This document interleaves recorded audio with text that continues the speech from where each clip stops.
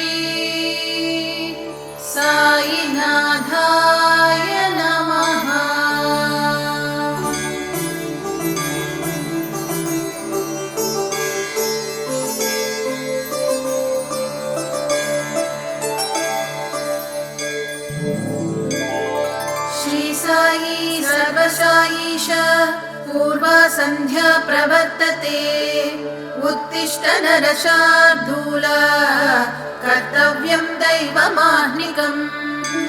श्रीशायी सर्वशायीश पूर्वा संध्या प्रवर्तते उत्तिष्ठ नरशार्दूल कर्तव्यं दैवमाह्निकम्.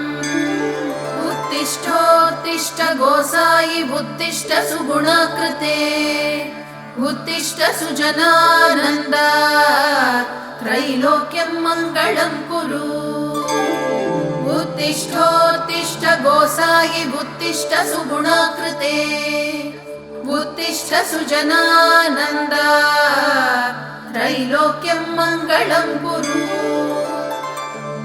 आनन्दरूप करुणाकर विश्वकर्तः सन्ताप दुःख भवभारधि भद्रसेतो हे विघ्न मृत्युदलनामृत सौख्य सिन्धो श्री साईनाथ तदिदं तव सुप्रभातम्.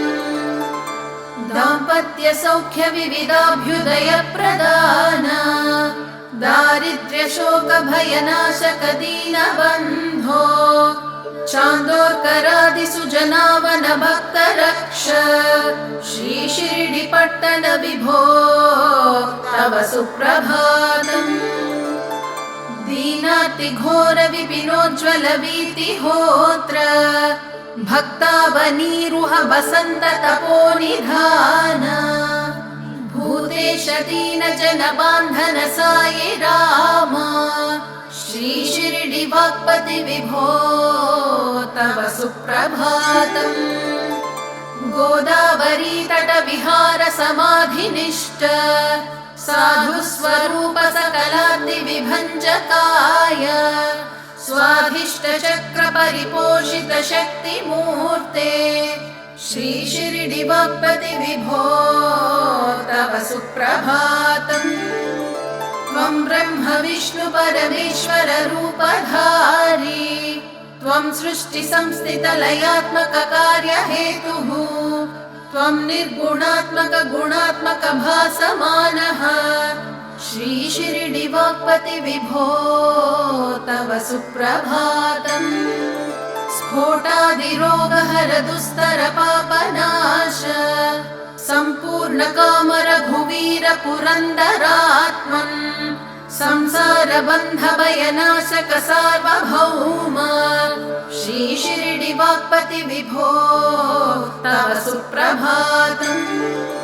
बालार्ककोटि रुचि भासुर दिव्य मूर्ति बूटी गृहांतर विराजित कृष्ण मूर्ते दीनावन प्रथित प्राभव भाग्यशील श्री शिरडि वाक्पति विभो तव सुप्रभातम्.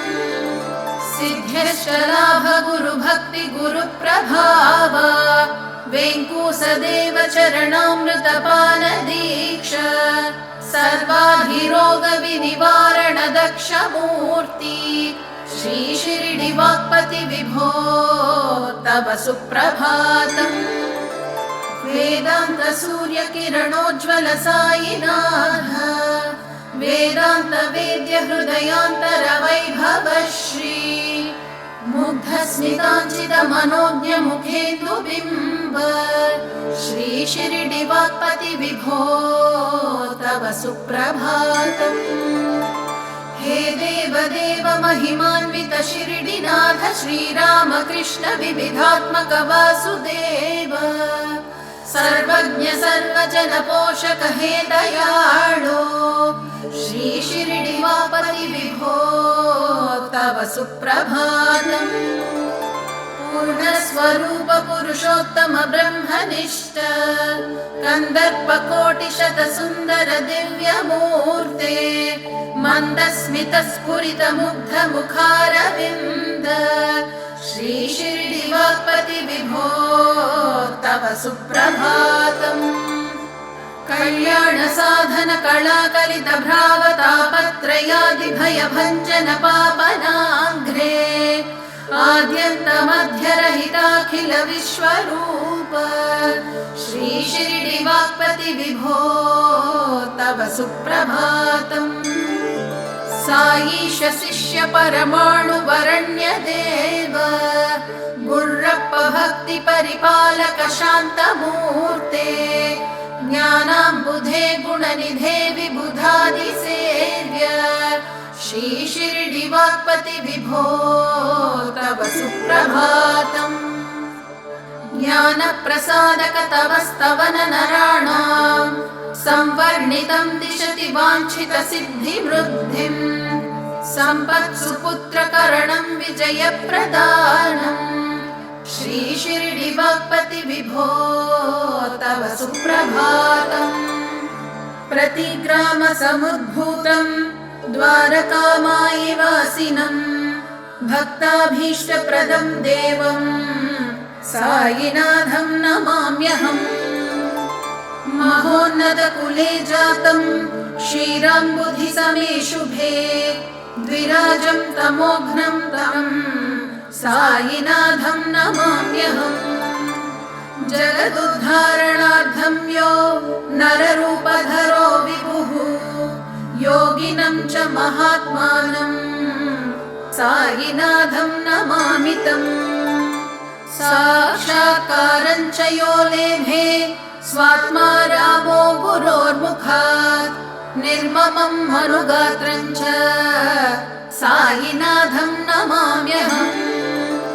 यस्य दर्शनमात्रेण नश्यन्ति व्याधिकोटयः सर्वपापः प्रणश्यन्ति सायिनाथं नमामि तम्। नरसिंहादिशिष्याणां ददौ योऽनुग्रहं गुरुः भवबन्धादिहर्तारं सायिनाथं नमाम्यहम्। धनधान्यं दरिद्राण्यः समदृष्टेन पश्यति करुणासागरं देवं सायिनाथं नमाम्यहम्। समाधिस्थोऽपि यो भक्ता नवतीर्था ददा सतम् अचिन्त्य महिमानन्तं सायिनाथं नमामि तम्। समाधिस्थोऽपि यो भक्ता नवतीर्था ददा सतम् अचिन्त्य महिमानन्तं सायिनाथं नमामि तम्। श्रियधीराय कल्याणनिधये निधयेर्दिनां श्री शिरडि सुनिवासाय श्री बाबाय मङ्गलम्। श्रियधीराय कल्याणनिधये निधयेर्दिनां श्री शिरडि सुनिवासाय श्री बाबाय मङ्गलम्। देवेन्द्र विभुमालोक सुद्रूपि भ्रमचक्षुडी चक्षुडी सर्वलोकानां श्री बाबाय मङ्गलम्। श्री शिरडिवास देवेश मङ्गलाभरणाङ्घ्रिये मङ्गलं निवासाय श्री बाबाय मङ्गलम्। सर्वावयव सौन्दर्य संपदा सर्वचेतसा सदा सम्मोहनायास्तु श्री बाबाय मङ्गलम्। नित्याय निरवध्याय सत्यानन्द चिदात्मने सर्वान्तरात्मने श्रीमन् स्वतत्सर्वविदे सर्वशक्तये सर्वशेषिणे सुलभाय सुशीलाय श्रीबाबाय मङ्गलम्। परस्मै ब्रह्मणे पूर्णकामाय परमात्मने प्रयुञ्जे परतत्त्वाय श्रीबाबाय मङ्गलम्। आकालतत्त्वमश्रान्तमात्मनामनुपश्यताम् अतृप्तामृतरूपाय श्रीबाबाय मङ्गलम्। रायस्वचरणौ पुंसां शरण्यत्वेन पाणिना कृपया दिशते श्रीमन् श्रीबाबाय मङ्गलम्। दयामृततरङ्गिण्यास्तरङ्गैरिव शीतलैः अपाङ्गैः सिञ्चते विश्वम् श्रीबाबाय मङ्गलम्। सद्भूषाम्बरहेतीनां सुषमावहमूर्तये सर्वातिशमनायास्तु श्रीबाबाय मङ्गलम्। श्रीशिरिडीशनिरक्ताय स्वामि सत्कृपराय रमया रममाणाय श्रीबाबाय मङ्गलम्। श्रीमद्भोक्सकवीन्द्रेण घनमानसवासिने सर्वलोकनिवासाय श्रीबाबाय मङ्गलम्। मङ्गलाशासनपरैर्मदाचार्य पुरोगमैः सर्वैश्च पूजिताचार्यैः सत्कृतायास्तु मङ्गलम्।